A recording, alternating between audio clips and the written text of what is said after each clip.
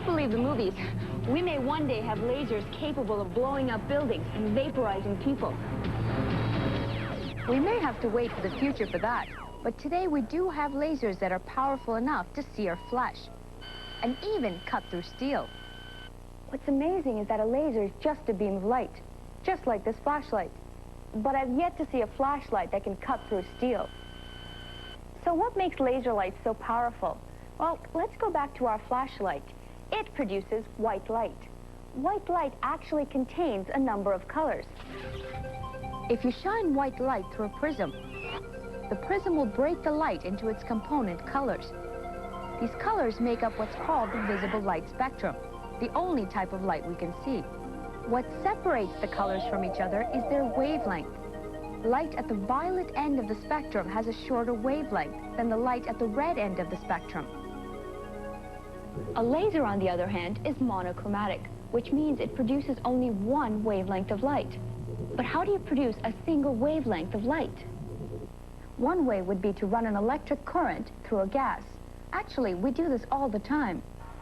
All those neon signs you see on buildings and storefronts are examples of this principle at work. Watch what happens when I take a glass tube filled with neon gas and apply an electric charge to it. The neon gas molecules get so excited that they give off photons. We see these photons as light, in this case, red light. If you use a different gas, you'll get a different wavelength of light. And that's the first stage in building a laser. You take a sealed tube, fill it with a gas, and then attach it to a power supply. When the power supply is activated, the gas becomes excited and emits a single wavelength of light. Okay, so now we have a single wavelength of light. But I still can't see this neon light being able to cut through steel or flesh. Obviously, something is still missing. It turns out that there are two more properties required to produce laser light. One is that the light has to be coherent. What does that mean? Well, the problem with the light from this neon tube is that it's unorganized, which means the light is spreading out in all directions. Think of the light as being like a crowd of people at a market. Everyone is scattered about and moving in different directions. Now imagine all those people lined up and marching in the same direction. Everyone is organized and in sync with each other, which makes them a much more powerful group. This organized light is known as coherent light, the kind we want in a laser. To make the light coherent, we use mirrors placed at each end of the tube. The mirrors bounce and direct the photons back and forth until eventually they're all traveling in the same direction at the same time. Now there's one last thing we need to complete the laser. We need to focus the light. Most of us have tried this before.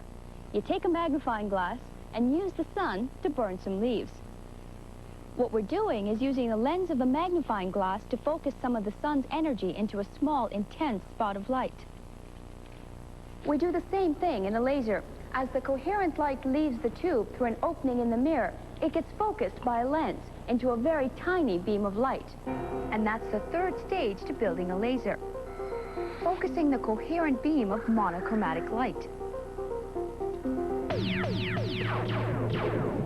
So theoretically, I should be able to turn on this laser and burn a hole right through this piece of wood. Okay, everybody, stand back.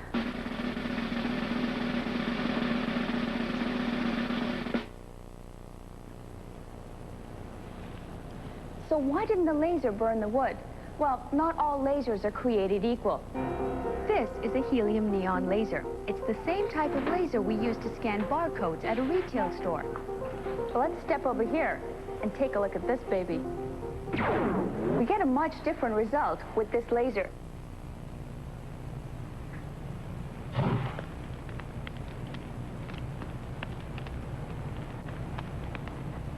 So how come this laser was able to burn the wood, but the helium neon didn't do anything? The reason is that the laser's power depends on two things. The first is how much electricity you apply to the gas.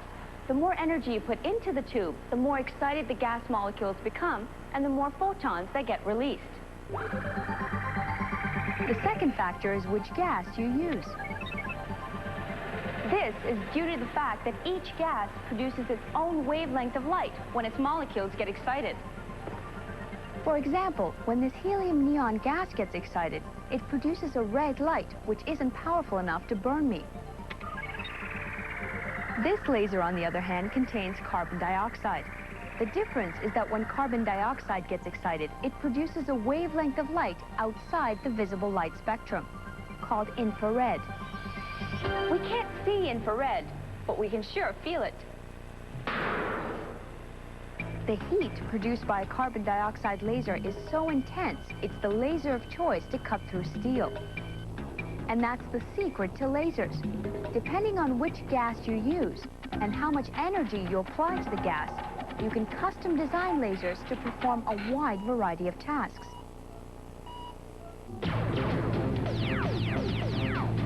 But as far as those lasers that vaporize people,